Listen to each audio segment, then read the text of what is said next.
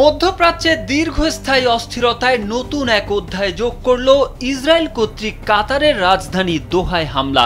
আল জাজিরার তথ্য মতে মাত্র ৭২ ঘন্টায় ইসরায়েল অন্তত ৬টি দেশে হামলা চালিয়েছে। ফিলিস্তিন ও কাতারের পাশাপাশি লেবানন, সিরিয়া, তিউনিসিয়া এবং ইয়েমেনকে লক্ষ্যবস্তু বানানো হয়েছে।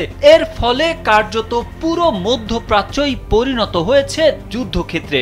এই হামলার পর প্রথমবারের মতো ব্রিটেন, ফ্রান্স এমনকি ভারতও প্রকাশ্যে নিন্দা জানিয়েছে।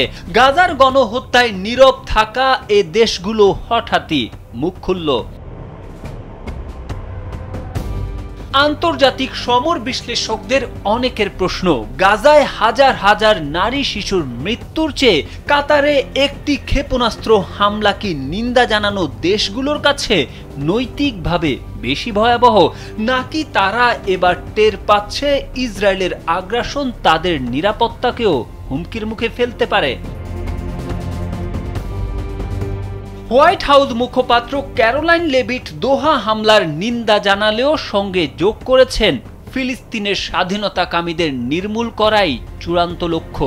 এতে পরিষ্কার বোঝা যায় যুক্তরাষ্ট্র এখনও ইসরায়েলের সামরিক আগ্রাসনের মূল কৌশলকে সমর্থন করে যাচ্ছে। প্রেসিডেন্ট ট্রাম্প কাতারকে আশ্বস্ত করেছেন এমন হামলা আর হবে না, কিন্তু বাস্তবে তিনি ইসরায়েলের ওপর কোনো নিয়ন্ত্রণই রাখতে পারছেন না। ইসরায়েল এখন নিজস্ব কৌশলে শুধু প্রতিবেশী নয়, দূরবর্তী রাষ্ট্রের ভেতরেও হামলা চালাচ্ছে।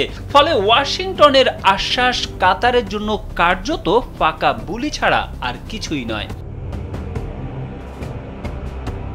ইসরায়েলের প্রতিরক্ষা মন্ত্রী ইসরায়েল কাটস প্রকাশ্যে বলেছেন, ইসরায়েলের দীর্ঘ হাত শত্রুদের যে কোনো জায়গায় আঘাত করবে। একই সুরে প্রধানমন্ত্রী নেতানিয়াহু কাতারকে হুমকি দিয়ে বলেছেন, যেসব দেশ সন্ত্রাসীদের আশ্রয় দেয় তারা যদি তাদের হস্তান্তর না করে তবে ইসরায়েল নিজে ব্যবস্থা নেবে। অর্থাৎ সন্ত্রাসী কাকে বলা হবে তা নির্ধারণের অধিকারও ইসরায়েল নিজের হাতে তুলে নিয়েছে। আন্তর্জাতিক আইনকে উপেক্ষা করে তারা নিজস্ব সংজ্ঞায় বিশ্বব্যাপী যুদ্ধ চালাচ্ছে। দোহা হামলার মধ্য দিয়ে নেতানিয়াহু স্পষ্ট বার্তা দিয়েছেন, ইসরায়েল কেবল ফিলিস্তিন নয়, গোটা বিশ্বকেই যুদ্ধের হুমকি দিচ্ছে। এটি যেন এতদিনের অঘোষিত সত্যকে প্রকাশ্যে নিয়ে এসেছে। বিশ্ব শক্তির জন্য এটি এক গুরুতর সতর্ক বার্তা। যদি এখনই ইসরায়েলকে লাগাম না দেওয়া হয় তবে পরবর্তী লক্ষ্য কে হবে তা কেউই বলতে পারবে না।